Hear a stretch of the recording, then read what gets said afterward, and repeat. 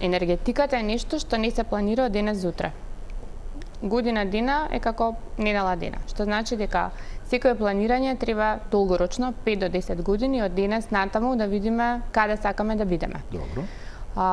Кога дојдовме, значи ни требаше време да се консолидираме, односно да видиме каква ни е енергетската состојба.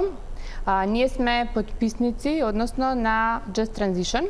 Тоа сме го подпишале на COP28, што значи дека ние правиме енергетска транзиција.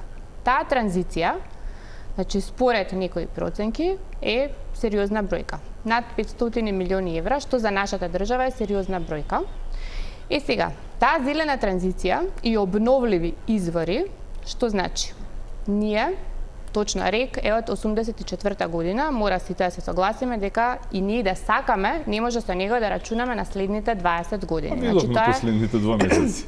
Значи, неминовно е дека ние мора да најдеме алтернатива. Меѓутоа, соларните и ветропарковите произведуваат, да кажеме, од соларните сонце има од април до октомври, ветерот не дува константно, значи ние сакаме праведна, јас секогаш викам праведна транзиција, односно за бейзлоуд енергијата, значи банд од 0 до 24 часот, треба да се замени таа енергија.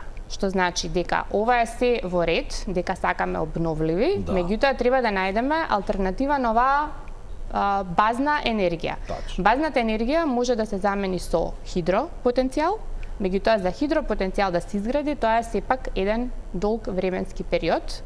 Исто така, знаеме каков е воздухот, не само во Скопје и во другите градови, ние размислуваме за изградба на когенеративни централи, тоа што значи дека сакаме и газ и секако тука има и топлинска енергија. Што значи ние сакаме обновливи, меѓутоа мора овој период да го искористиме за базната енергија што ќе ја замени енергијата од рек. Вака само со обновливи ние не може ништо да направиме.